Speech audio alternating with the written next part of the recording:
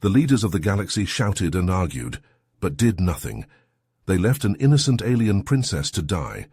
Only the human had the guts to act. King Xyloth of the Zenari slammed his fist on the table. My daughter is going to die. Princess Ilara's ship was disabled by a surprise Kralgon attack. It crashed on the hellish volcanic prison planet Kelnor. She needs an immediate rescue. Thomas Henderson, the human representative, was taken aback as the Zithari, Quelner and Vagoran council members refused to help. They didn't want to risk ships to save one alien royal. Desperate, Xyloth played his trump card. The Kralgons attacked Ilara's ship because she stole their plans for a doomsday weapon that can incinerate entire planets. She was undercover. If the Kralgons recover those plans, trillions will die.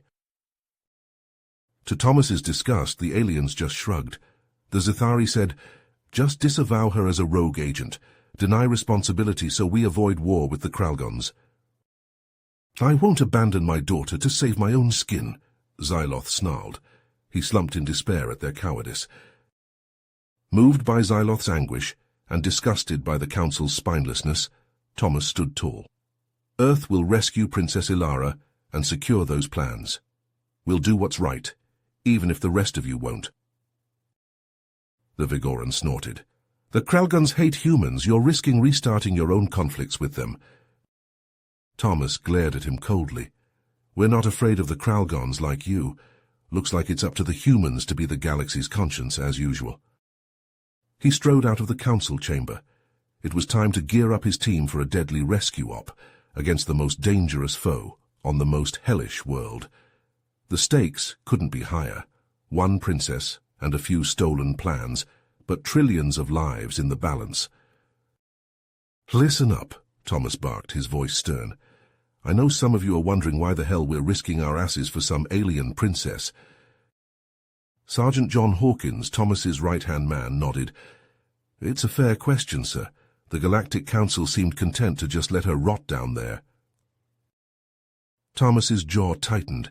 He pulled up a hologram schematic, showing a spherical device bristling with spikes and tubes. "This is why. These are the plans Princess Ilara stole from the Kralgons. It's a fucking doomsday weapon, powerful enough to incinerate entire planets." Murmurs rippled through the squad. Thomas continued. "Ilara infiltrated the Kralgon stronghold and swiped these plans. She was willing to sacrifice herself to keep this monstrosity out of enemy hands. But those spineless council pricks want to let her die, all to avoid taking responsibility and risking their own hides." He swept his gaze over the hardened faces of his men. "Well, that's not how we do things. Humanity still has a moral compass, and we're the only ones with the balls to act on it. We will rescue the princess, we will secure those plans, and we will gather intel on this Kralgon weapon. The council might be content to stick their heads in the sand, but we're not. We're going to do what's right." Thomas's voice lowered to a growl. "And let me make one thing clear. We don't leave people behind. Human, alien, doesn't matter. That's not who we are." As he spoke, the team began checking weapons and gear with practiced efficiency. Plasma pulse rifles were inspected, power cells loaded, razor-edged combat knives were sheathed, extra ammunition stowed. Thomas pulled up a holomap of Kelnor's surface, a nightmarish landscape pockmarked with active volcanoes, roiling magma flows and noxious sulfur pits. He zoomed in on a pulsing beacon, Ilara's distress signal. "The princess is here." He jabbed a finger at the map. "Scans show her ship crashed on this narrow obsidian ridge just above a lava lake. It's pure luck she didn't get cooked on impact." The map showed a mass of red dots converging on Ilara's location. "The Kralgons know where she is too, and they're closing fast. We're in a race against time, people. There's no margin for error."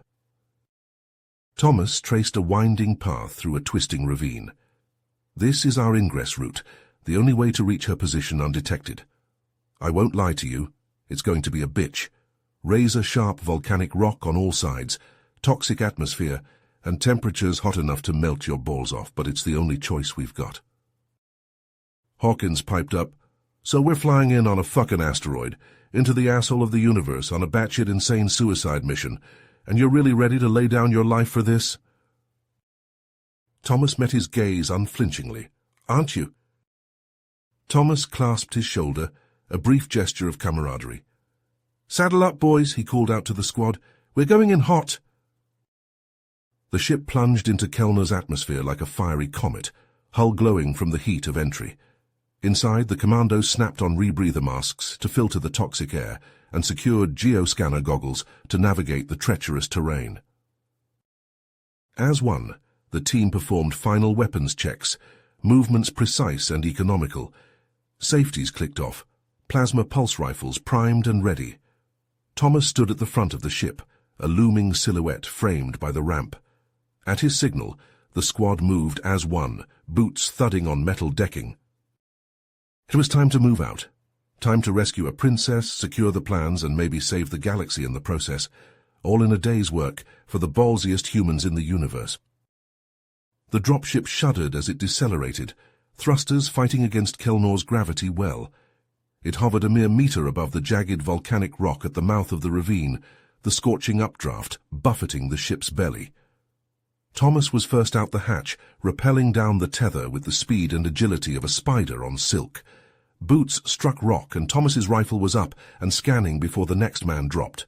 The rest of the squad followed, flowing out of the ship with rehearsed precision. The moment Hawkins touched down, Thomas slapped the side of the ship twice. The tether detached and the dropship peeled away, engines screaming as it clawed for altitude to escape any roving Kralgon sensors. Thomas set a blistering pace through the ravine, his armored frame eating up ground with purposeful strides. The oppressive heat hit like a physical wall, instantly drenching the team in sweat that their suit coolers struggled to wick away. Bubbling pools of magma dotted their path, belching sulphurous fumes and searing heat. Geysers of scorching steam erupted without warning, the squad skirting past them with barely a stride broken. Hawkins, on point, suddenly raised a clenched fist, the signal to halt. The squad dropped to a crouch as one, weapons up and scanning. Hawkins edged forward slowly, his armor's chameleon coating shimmering as it adapted to match the mottled basalt. He peered around a jagged spar of obsidian, enhanced optics whirring. Two hulking figures stood in the path ahead, their heavy armor the spiked black of Kralgon elites. They flanked a narrow cleft in the rock wall, the only path forward. Hawkins swore under his breath the Kralgons had found the choke point first. He slunk back to Thomas, relaying his findings with efficient hand gestures. Thomas chewed his lip, calculating angles and distances. The Kralgons were a good 100 meters out, too far for grenades. But there, just above them, Thomas spotted a precarious arch of volcanic stone, riddled with fractures and fault lines. His mind raced, a plan taking shape. He turned to Macmillan, thumbing towards the arch questioningly. The demo expert followed his gaze, a slow grin spreading across his face. "Does a bear shit in the woods, sir?" Thomas clapped him on the shoulder. "Make it happen, Mac. Hathaway with me." He led the sniper to an elevated outcropping off the main path, a natural sniper's perch with a clear view of the choke point. Below, Macmillan crept forward with all the subtlety of a shadow, duck-walking from boulder to boulder. He paused beneath the arch, pulling a demo charge from his pack with reverent fingers. Hathaway went prone at the edge of the outcropping, the barrel of his rifle peeking over the lip of the rock. He exhaled slowly, the world narrowing to the view through his scope. Crosshairs settled on the arch, right between the oblivious Kralgon sentries. Finger caressed the trigger. He wouldn't miss, he never did. Macmillan scurried back to Thomas's position, detonator gripped tight. He nodded once sharply, primed and ready. Thomas raised a closed fist, then chopped it forward. Hathaway fired. The round struck the rock face like the hammer of an angry god, pulverized stone spraying the Kralgons. They spun, snarling, heavy disruptors raised to return fire. Thomas depressed the detonator's trigger. The arch collapsed like a house of cards, hundreds of tons of rock crashing down on the Kralgons' heads. For a moment, the cleft was filled with billowing dust and the crunch of falling stone. When it cleared, only a pile of rubble remained. Thomas was moving before the last pebble settled, rifle up and sweeping for targets. He charged through the cleft, the squad hot on his heels. Time was the real enemy now. The ravine opened up ahead, spilling out onto a shallow caldera studded with towering spires of basalt. And there, half embedded in the cliff face above the lava lake, was a sleek, black ship. Ilara's ship. Smoke leaked from rents in its hull, its engines pulsing with the feeble light of a guttering candle. Thomas's wrist scanner pinged with a single life sign from within the wreck. Fading but still there. Ilara was alive, but as he swept his rifle towards the caldera's rim, his jaw tightened. More contacts, dozens of them, closing fast from 3 directions. The Kralgons had found them. They were out of time. Thomas made the call. "Hawkins, take the squad, dig in at that pass, buy me time." Hawkins opened his mouth to argue, but Thomas cut him off. "Go, that's an order, Sergeant." Hawkins snapped his jaw shut and nodded, a look of grim understanding passing between them. He spun on his heel, barking orders, already moving to establish a perimeter. The squad flowed after him, disciplined and determined. They'd hold the line. They had to. Thomas turned to the wreck, eyes hard. Alone he sprinted for the ship, armored legs pistoning. He leapt over still molten slag, clambering up the cliff face to the rent in the ship's hull. There was no time for subtlety. He ripped the jagged metal apart with armored hands, tossing it aside like crumpled paper. The interior was dim, lit only by flickering emergency lights and sparking consoles, and there, slumped over the command chair, a slender blue hand outstretched. Thomas punched the controls of the thermite torch, the white-hot flame flaring to life. He dragged it across the warped metal of Ilara's airlock door, the heat searing through his gloves. The thermite ate through the alloy like acid, tracing a molten orange line. With a final grunt, Thomas killed the torch and slammed his boot into the weakened door. It crumpled inward with a shriek of tortured metal. Acrid smoke billowed out, the chemical stench of burning insulation and fried circuitry. Thomas's helmet lamps cut through the murk as he shouldered into the dim corridor, rifle up and scanning. His breath rasped in his ears, the confines of his helmet oppressive. The ship groaned and shuddered around him, the deck pitching beneath his feet. It wouldn't hold together long. His wrist scanner pulsed, the faint life sign emanating from the cockpit. He plunged forward, hurdling a tangle of sparking conduits, his boots pounding on the buckled deck plates. The cockpit door hung askew, wedged half open. Thomas muscled through the gap, the jagged metal scoring his armor. And there she was, slumped in the pilot's chair, a slender figure in a torn pressure suit, vivid blue blood seeping from a dozen rents, Princess Ilara. Thomas lunged to her side, armored fingers fumbling at her neck seal, searching for a pulse. It was there, weak and thready. Her chest rose and fell in shallow, rapid breaths. "Easy, easy," he muttered, more to himself than her. "I've got you." With quick, precise movements, he unbuckled her restraints and lifted her from the chair, cradling her limp form against his chest. His eyes darted around the shattered cockpit, searching. There, a small compartment, its panel knocked askew. He shifted Ilara's weight to one arm and ripped the panel free with the other. Inside, nestled in a bed of shattered electronics, was a small crystalline data core, the stolen weapon plans. He snatched it up and secured it in a hardened compartment on his belt. Turning, he kicked his way back out of the ship, clambering through the torn hull and out onto a flat shelf of rock. He laid Ilara down as gently as he could. Her eyelids fluttered, unfocused sapphire eyes struggling to fix on his visor. "Who?" she croaked, her voice thin with pain and confusion. "Human, why?" "Yes, we're human," Thomas replied, his voice sounding tinny through his helmet speaker. "I'm Thomas, we're here to save you." "I failed," she whispered, her eyes sliding shut. "The plans—" "You didn't fail," Thomas said firmly. "I have the plans. You kept them from the Kralgons. You did good, Princess." Her only response was a rattling sigh as she went limp, head lolling to the side. Thomas cursed, scrabbling at his belt for his med scanner. The device chirped and spat out a rapid stream of data. Internal bleeding, multiple fractures, probable concussion. She needed stasis, and fast. He snatched a stasis ampule from his medkit, slapped it against her neck, and depressed the plunger. There was a hiss of pressurized gas, and Ilara went utterly still, suspended between one heartbeat and the next. "Hawkins," Thomas barked into his calm. "I've got her and the package, prep for dust-off." Hawkins's voice crackled back, nearly drowned out by the staccato bark of plasma fire. "Negative, LZ is too hot, we're pinned down." Thomas's head snapped up, eyes widening behind his visor. Kralgon ships, a swarm of them descending from the smoke-choked sky like angry hornets. Troop carriers, their hulls pitted and scarred, disgorging scores of heavily armed soldiers.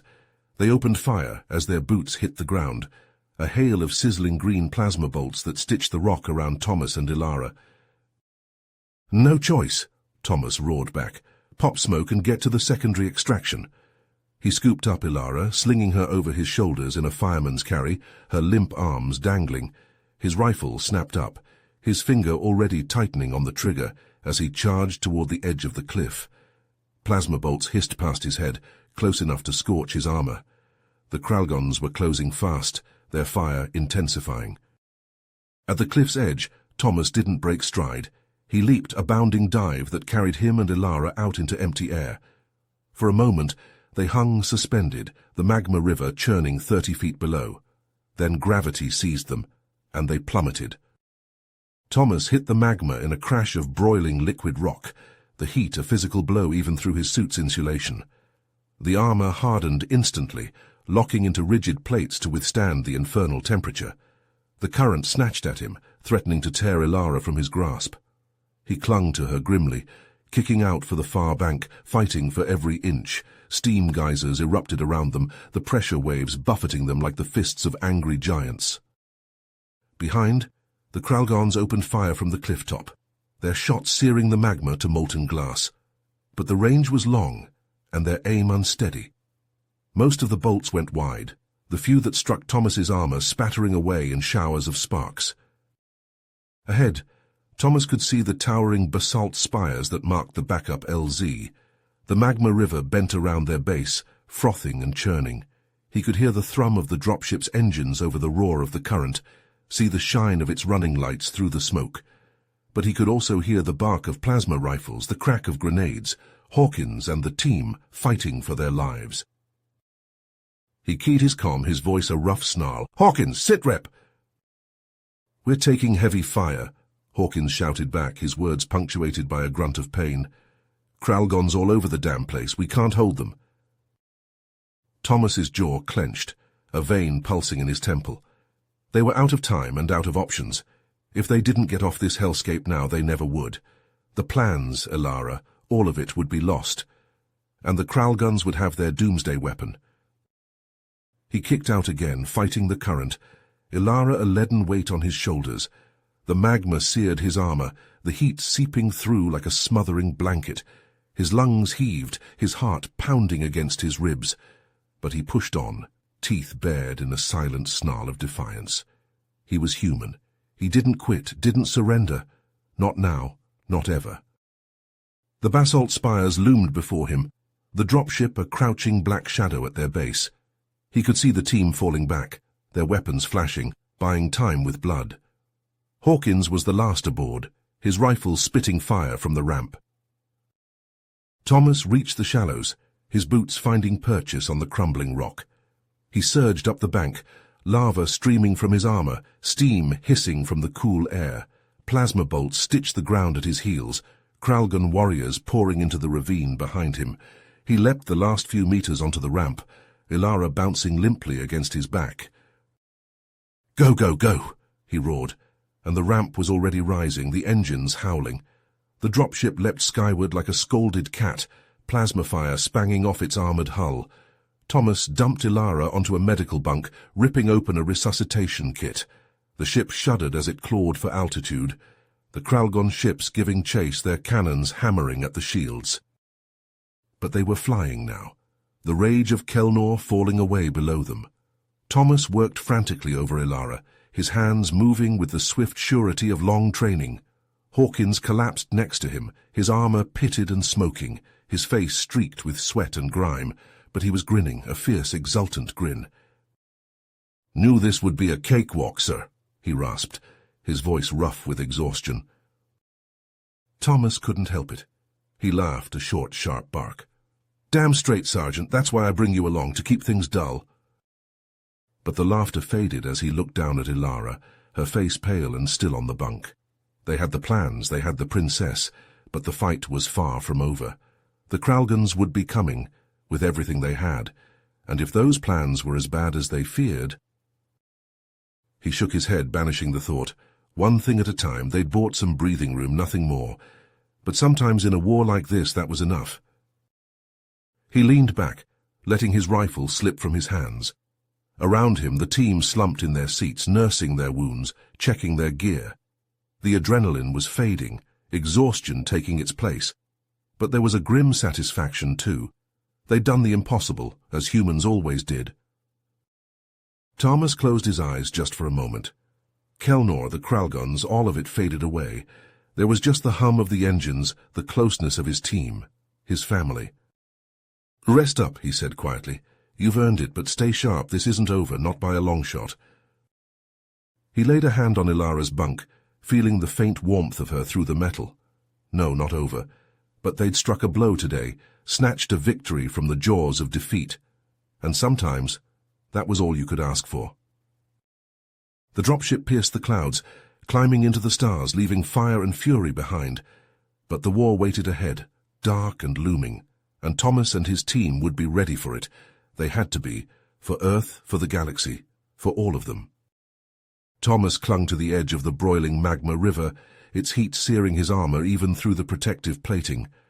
With a grunt of effort, he hauled himself up the crumbling obsidian bank, dragging Ilara's limp form with him. They collapsed onto the jagged rock, Thomas's chest heaving as his suit fans roared to cool him. He rolled Ilara onto her back, hands fumbling for his med scanner. The device chirped and displayed her vitals, still critical, but the stasis was holding. For now.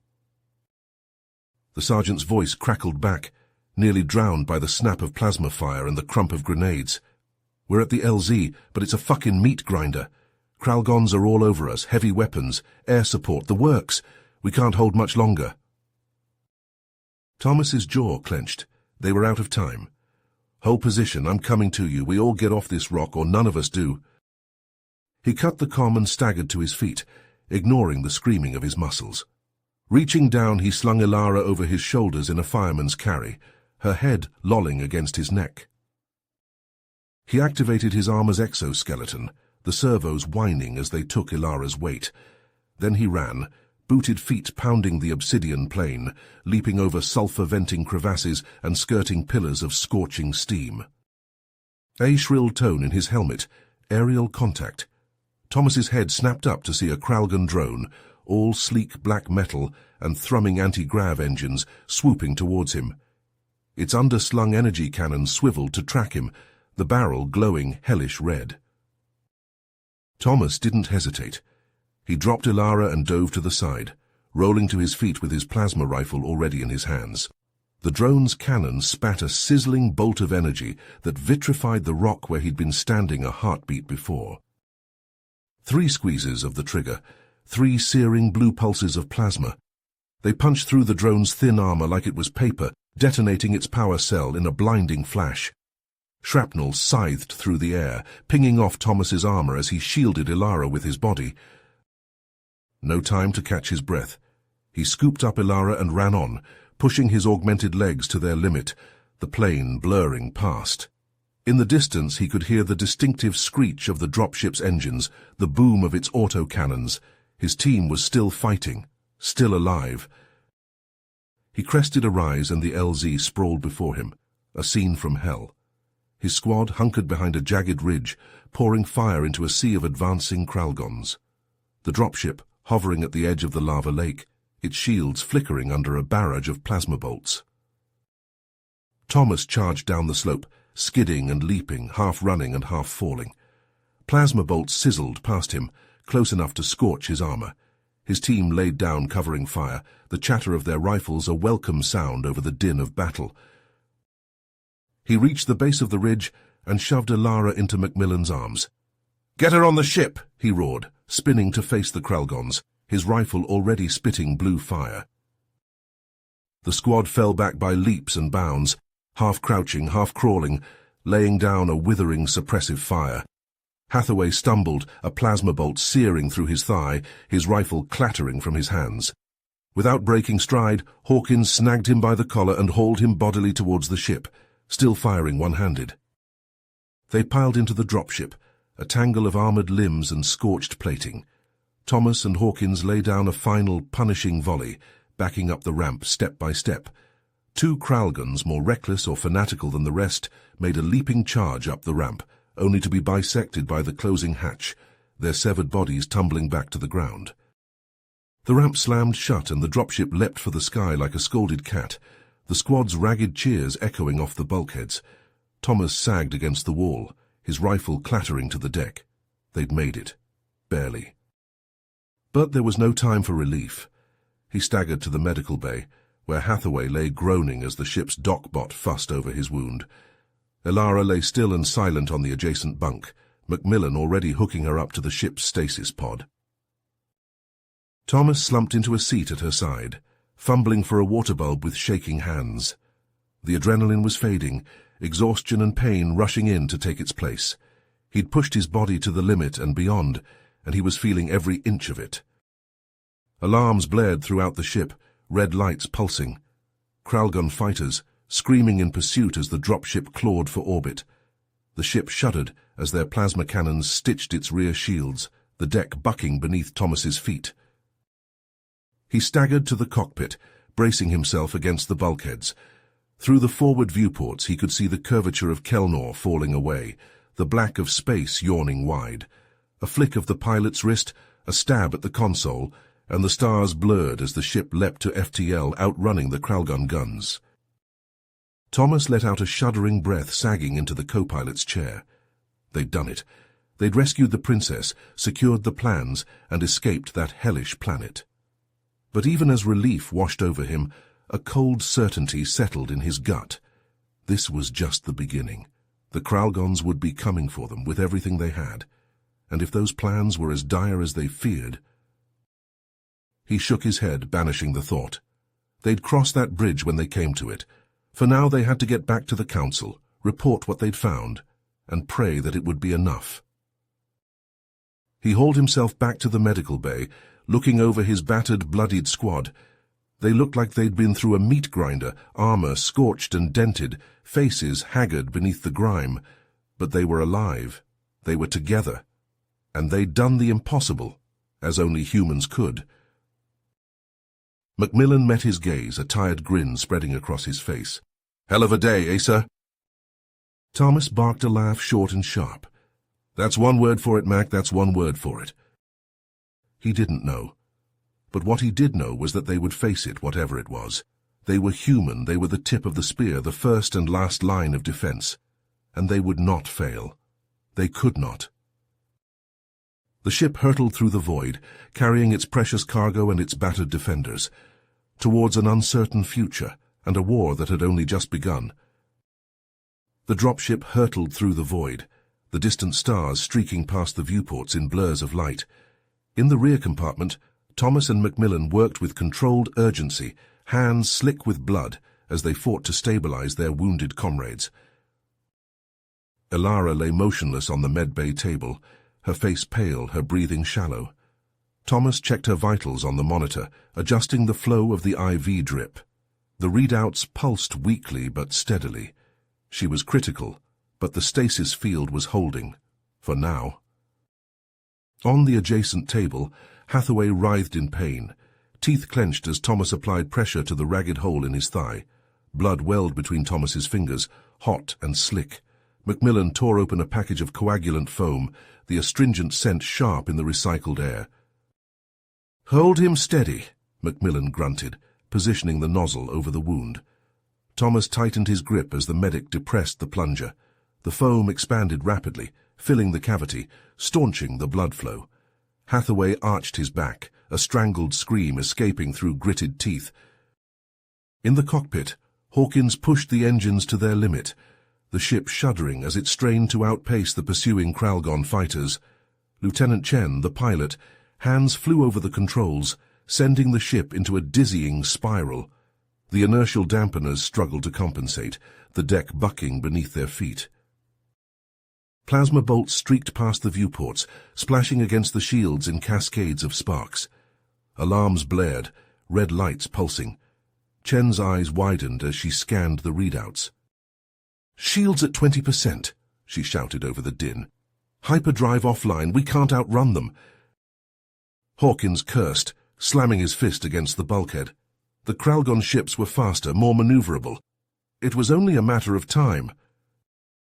Thomas staggered into the cockpit, bracing himself against the juddering bulkhead. His eyes darted over the tactical display, taking in the pursuing fighters, the dwindling shield strength. His jaw tightened. "There," he stabbed a finger at the screen. "That binary star system. Plot a course." Chen shook her head, disbelief etched on her features. "Sir, that's suicide the gravitational forces. Moika." "Can mask our signature and slingshot us out the other side," Thomas cut her off. "It's our only chance." Hawkins met Thomas's gaze, a moment of silent communication passing between them. He nodded grimly. "Do it." Chen swallowed hard, her fingers dancing over the controls as she plotted the approach vector. The computer shrilled a warning, the projected course flashing red. Lethal gravity shears, stellar radiation, one miscalculation, and they'd be torn apart. She hesitated, the weight of their lives heavy on her shoulders. Thomas laid a hand on her shoulder, his grip firm. "I trust you." Chen exhaled shakily, then punched the confirmation. The ship banked hard, the stars wheeling dizzyingly as it hurtled towards the binary system, towards the maelstrom of competing gravitational forces, the searing embrace of twin suns. The viewports polarized to their darkest setting as they plunged into the system, the glare of the stars still painfully bright. Superheated plasma lashed at the shields, alarms shrieking as the barrier strength plummeted. The hull groaned ominously, the deck plates shuddering beneath their feet. In the medbay, Macmillan braced himself over his patients, shielding them with his body, as loose equipment crashed to the floor. Hathaway was unconscious now, his face slick with sweat. Ilara lay still as death, only the shallow rise and fall of her chest indicating life. Chen's hands flew over the controls, making minute adjustments as the ship bucked and lurched.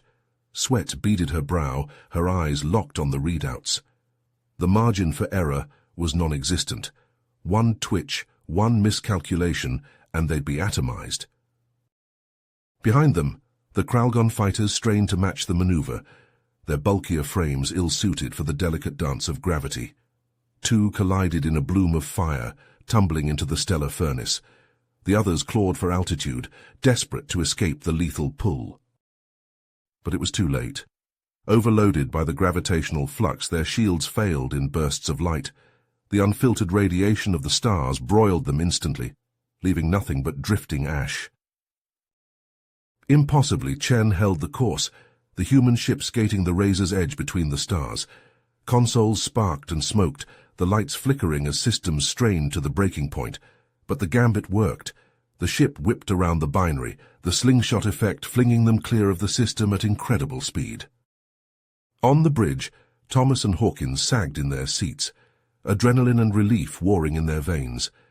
Chen exhaled shakily, her knuckles white on the controls. They'd made it.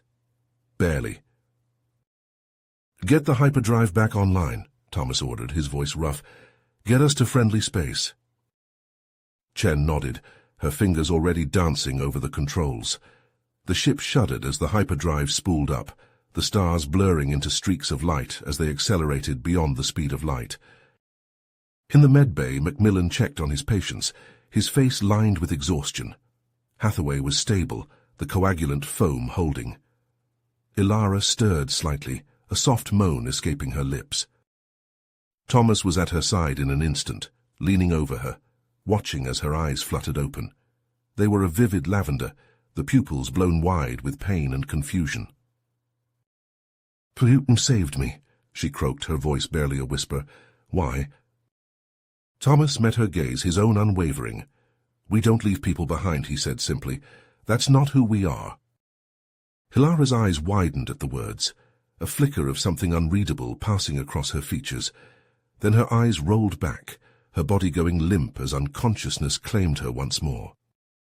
But the monitors held steady, her vitals strengthening by the minute.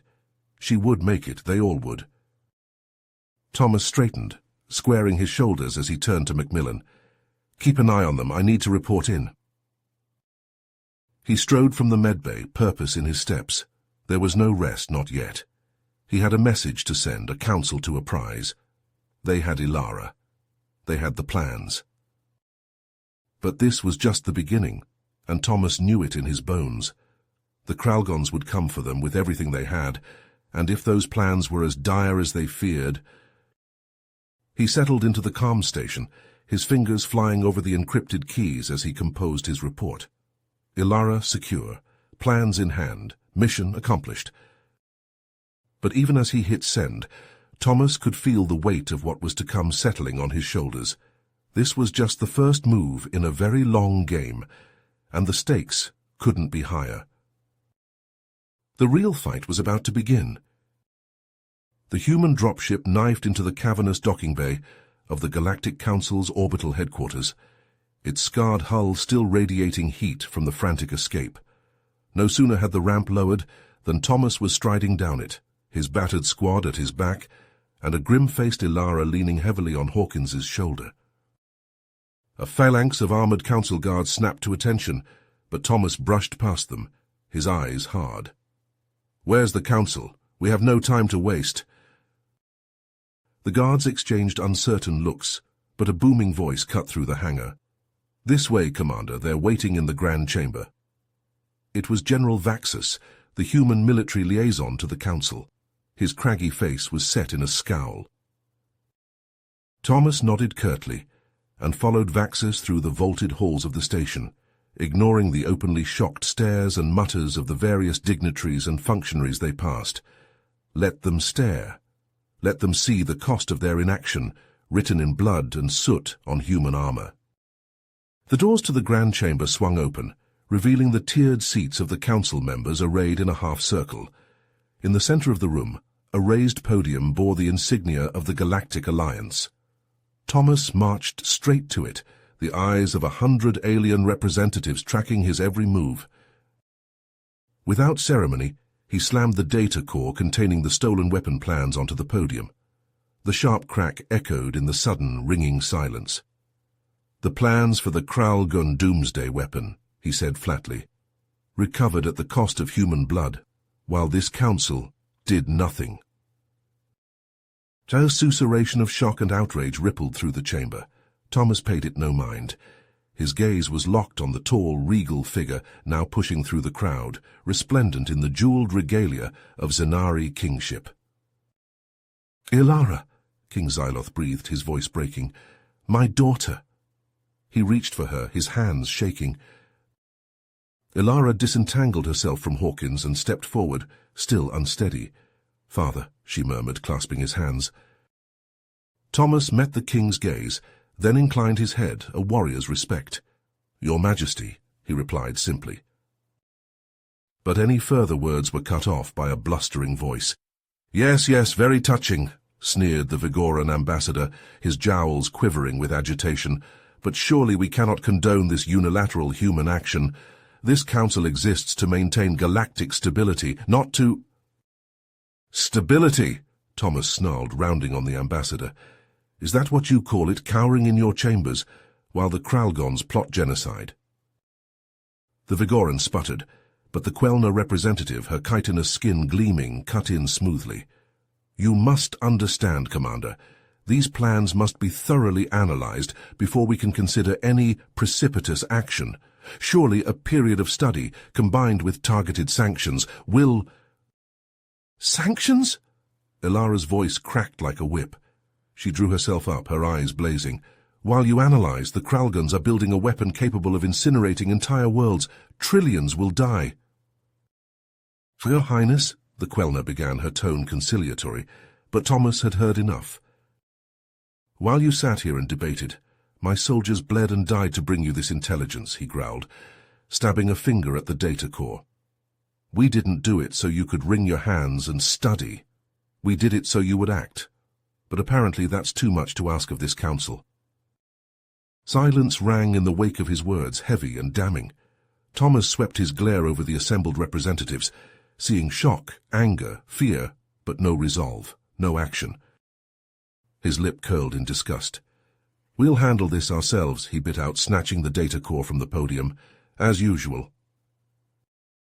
He spun on his heel and stormed from the chamber, his squad falling in behind him. He heard Ilara's footsteps, light but determined, following in his wake. The great doors boomed shut behind them, cutting off the rising babble of argument and recrimination. Thomas paused, his jaw tight. What this council won't. The human fleet will assault the Kralgon weapons facility directly. We'll destroy that abomination before it can be unleashed. Xyloth's eyes widened. But the Kralgon defenses, it's suicide. You can't possibly...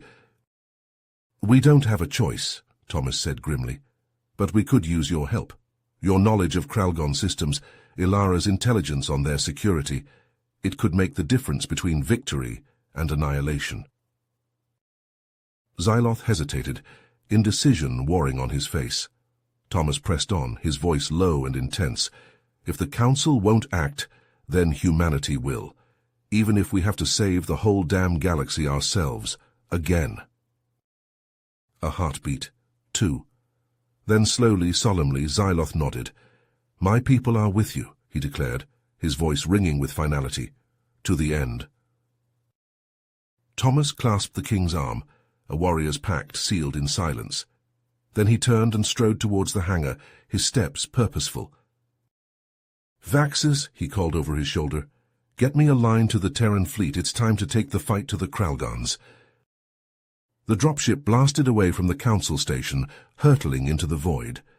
On the bridge, Thomas stood before the main view screen, his eyes hard as tempered steel. The Terran fleet glittered before him, dozens of warships hanging in formation, their hulls bristling with weaponry. Thomas opened a fleet-wide channel, his voice booming through every deck of every ship. Soldiers of terror, he began. You know what we face. The Kralgons have built a weapon that threatens the very existence of galactic civilization. They think themselves safe behind their borders, protected by the cowardice of the Council. He leaned forward, his eyes blazing. They are wrong. We will strike at the very heart of their war machine.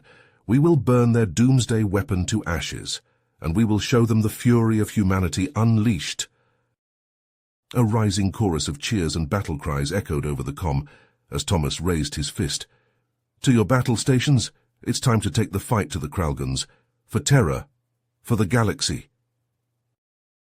He closed the channel and turned to his bridge crew, their faces lit by the glow of their instruments. Set course for Kralgon space, maximum burn. As one, the fleet leapt forward, the stars blurring into streaks of light. At their center, the flagship burned like a spear of vengeance, aimed at the heart of the Kralgon war machine. The human fleet burst from hyperspace with a silent flash, the inky void of Kralgon space yawning before them. On the flagship's bridge, a holographic projection of their target hovered in the air, the Kralgon weapons facility, a bristling fortress orbiting a swirling gas giant. Thomas studied the projection intently, jaw tight. At his side, Xyloth and Ilara leaned in, their faces lit by the ghostly blue glow. There, Ilara pointed, her finger tracing a shimmering line around the facility. The primary shield generator. As long as it's active, the station is impenetrable. Thomas frowned. A frontal assault would be suicide. They couldn't afford a prolonged siege either. Every second gave the Kralgons time to deploy their doomsday weapon. He turned to Commander Nakamura, the fleet's chief engineer. Options? Nakamura stepped forward, her brow furrowed in thought. She manipulated the projection, zooming in on the shield. A direct breach is impossible, but there might be another way. She tapped a command, and the image of a dropship appeared, its hull pulsing with a strange silvery alloy.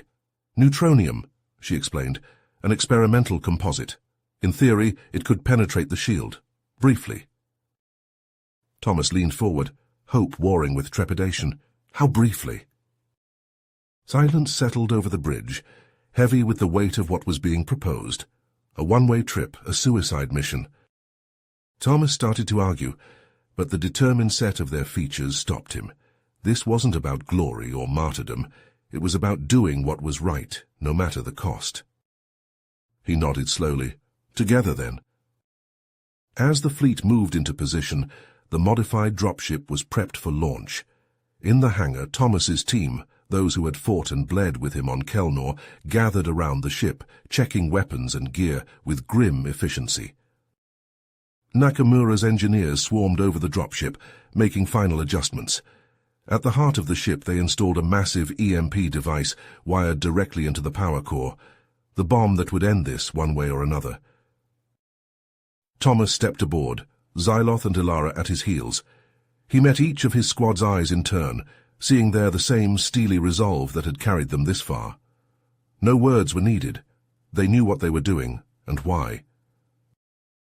The ship lifted off, the hangar falling away. Ahead, the Kralgon station loomed, a malevolent spider crouched in the stars. Around them, the human fleet engaged, the void erupting in searing light as the battle was joined. Duking and weaving, the dropship streaked towards the facility, its neutronium-laced hull shimmering. The shield rushed up to meet them, a scintillating wall of energy. They hit it with a bone-rattling jolt, the hull temperature spiking. Consoles sparked and sputtered, smoke filling the cabin. For a heart-stopping instant, it seemed they would be repelled, but then they were through, the shield parting like a curtain. The cost was high. Systems failed across the board, the ship reduced to a dumb hunk of metal, but it was enough. They slammed into the docking bay in a shower of sparks and twisted plating, skidding to a halt. The ramp crashed down and Thomas was moving, rifle up and spitting plasma. His team fanned out behind him, Xyloth and Ilara in their midst.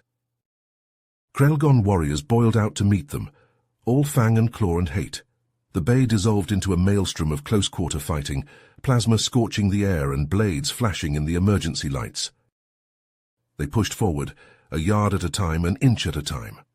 Macmillan went down, a plasma bolt burning through his chest. Hawkins dragged him into cover, still firing one-handed. Thomas glimpsed the generator chamber ahead, a thicket of pipes and conduits.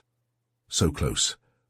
But between them and it, a phalanx of Kralgon elites, tall and terrible in their battle-scarred armor. He looked to Xyloth and Ilara, saw his own grim resolve mirrored there. One last push, one final charge. They broke from cover as one, plasma rifles roaring, Xyloth's energy blade flashing. They hit the Kralgon line like a thunderbolt, all their fury and desperation behind it. Thomas lost himself in the melee, his world narrowing to target and trigger, the bloodbeat pounding in his ears. He glimpsed Hawkins grappling with a Kralgon warrior, Hathaway prone and unmoving. And then they were through, stumbling into the generator chamber. The great machine thrummed with barely restrained power, the air crackling with charge. Thomas ripped the EMP bomb from his pack, slamming it onto the generator housing. His fingers flew over the keypad, arming it. Behind them, the Kralgons rallied, surging forward with renewed ferocity. They knew what was at stake. They would not let this happen easily. Thomas's team formed a perimeter, a ragged line of defiance. Plasma bolts crisscrossed the chamber, searing the air. They gave ground grudgingly, their numbers dwindling, but they did not break. The bomb ticked down, seconds stretching into eternity. Thomas stood over it, Xyloth and Ilara at his side, guns empty, blades blunted. The last stand of the desperate and the doomed. The Kralgons pressed in, sensing victory. The generator hummed, its energy screaming for release, the fate of worlds, of the galaxy itself, balanced on this single, infinite moment. The bomb reached zero. In the heart of the generator chamber, the EMP device detonated in a sun-bright pulse, a searing tide of energy that washed out everything in its path. Thomas, alone amidst the swarming Kralgon horde, was at the epicenter. The flash burned away his sight, his world dissolving into a blaze of pure, brilliant white. The generator exploded a millisecond later, a cataclysmic eruption that shattered the chamber. The blast wave slammed into Thomas like the fist of an angry god, flinging him like a rag doll. He felt, rather than heard, the crack of his bones, the rupturing of organs. Pain, unimaginable and all-consuming, blazed through every nerve ending. And yet, even as his broken body cartwheeled through the roiling fireball, a strange calm settled over him. He had done it. The generator was destroyed. The Kralgon doomsday weapon was no more. Hawkins and the others would escape. Ilara and Xyloth would live. Trillions would survive. The world seemed to slow, each second stretching into an eternity. He saw the Kralgon warriors around him disintegrate, their armor and flesh vaporizing under the unimaginable heat. The chamber itself crumbled, great slabs of metal and composite blasted into molten fragments. Beyond the raging inferno, he glimpsed the battle still raging in space. The human fleet, seizing their chance, surged forward. Lances of energy and salvos of missiles tore into the reeling Kralgon ships, explosions blossoming in the void. A smile curved Thomas's lips, even as the fire consumed him. His last thought before the darkness claimed him was of Earth, of home, of the blue-green jewel he had fought so hard to protect, even from half a galaxy away. He had kept his promise. He had held the line. On the dropship, rocketing away from the dying station, Hawkins slammed his fist against the viewport. Helpless rage and grief waged a war on his battle-scarred features as he watched the facility implode behind them, the blinding flare of the EMP blast searing his vision. "Thomas, you crazy brave son of a bitch," he whispered, his voice breaking.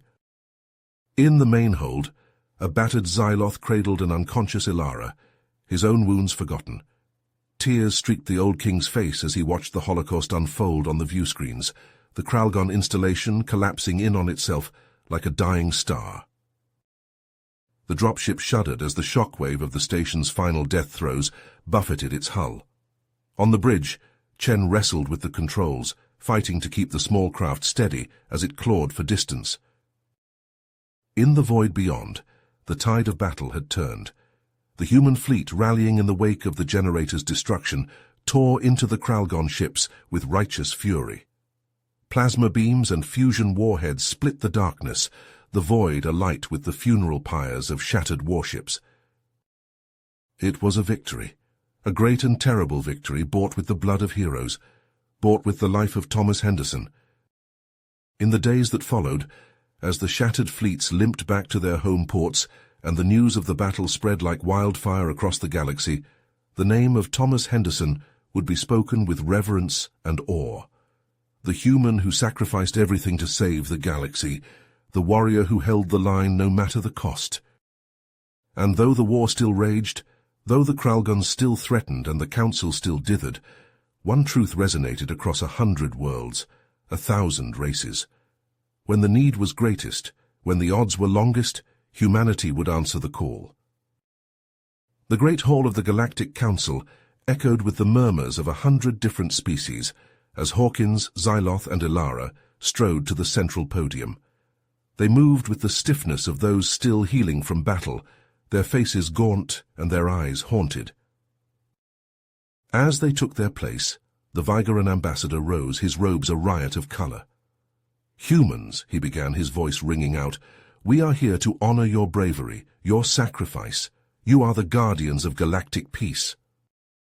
The chamber erupted in applause, a cacophony of cheers and whistles. But Hawkins didn't smile. He stepped forward, his hands gripping the podium, his knuckles white.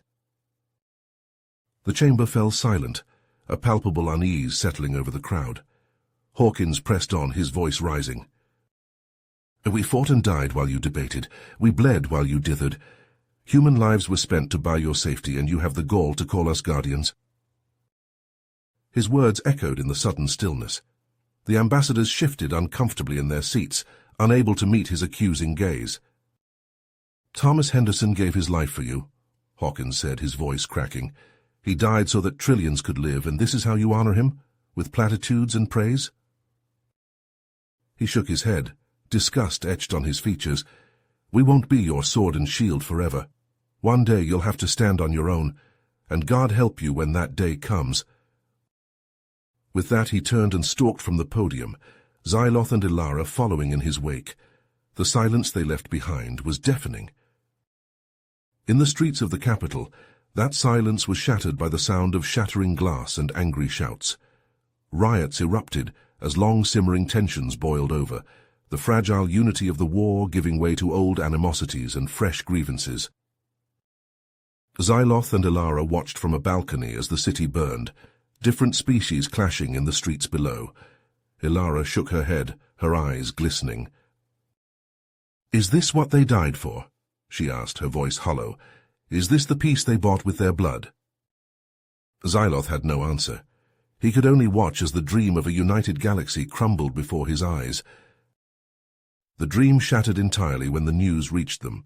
A Quelnar extremist group seizing on the chaos had launched a surprise attack on the ruins of the Kralgon weapons facility. They sought to claim the Doomsday technology for themselves. Hawkins rallied his team, still battered and bruised from their last mission. They raced to their ships, pushing their engines to the limit as they tore through the stars towards the facility. But they were too late.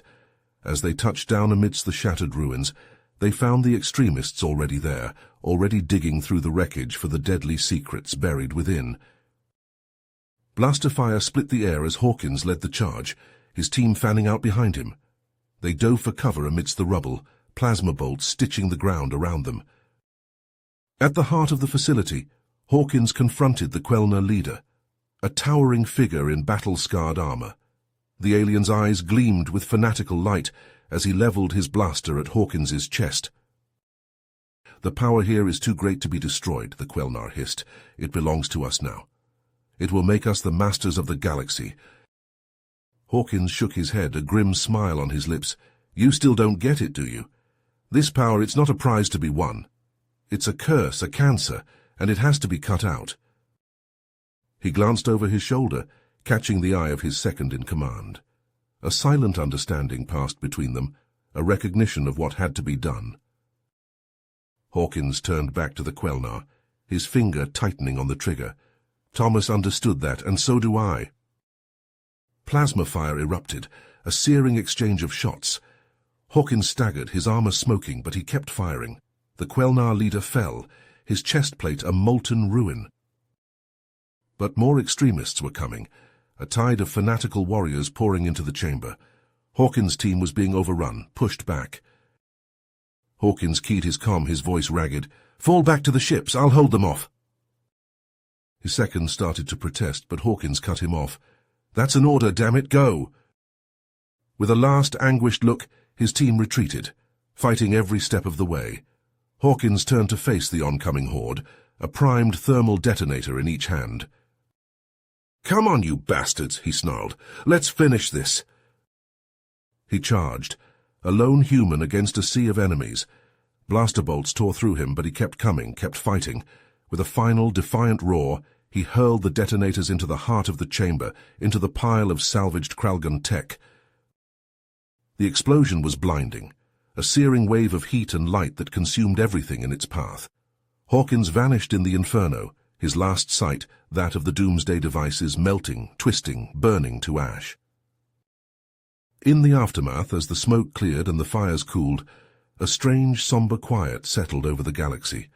The fighting had stopped, the riots quelled, as if the galaxy itself was holding its breath. On a distant world, Xyloth and Ilara stood before a simple stone monument, the names of the fallen etched into its surface. Thomas Henderson, John Hawkins, human heroes, the saviors of the galaxy. "We will honor them," Xyloth said softly, his hand resting on the cool stone. "We will build the peace they died for, a true peace, lasting and just." Ilara nodded, her eyes bright with unshed tears. "It won't be easy. There will be challenges, setbacks, but we will face them together, as they would have wanted." They stood in silence for a long moment, the weight of the future heavy on their shoulders. Then, with a final, gentle touch to the monument, they turned and walked away, ready to face whatever lay ahead. The camera pans over the monument, lingering on the names carved into the stone. Names that would be remembered, revered, for generations to come. The names of heroes, of legends. The names of humans who, when the galaxy needed them most, answered the call. You have reached the end of the story. If you enjoyed this story and want to support us, please leave a like and subscribe to our channel, and for every comment that says 88, I will heart every single one of them. Thank you for your time.